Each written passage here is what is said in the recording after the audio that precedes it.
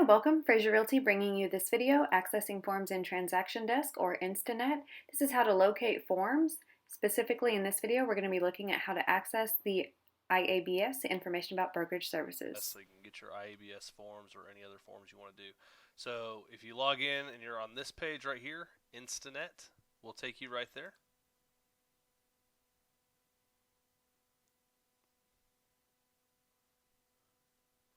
If you're in this part already, you can scroll down here and external links. You've got Instanet right here. Takes you to the same place.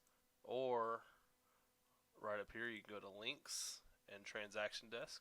This will also take you to the same place. You see I got 3 of them open now. So there's lots of different ways you can get here. Either way, you get to this part right here. If you're just looking for something like an IABS form, you can come over here to Forms on the side. Click this tab. Information. I just type in a search up here and I can see it's going to be information about brokerage services, listing side, selling side. This is all, selling side is also the buyer side. So you want to click on that and you can create a new standalone form if you'd like.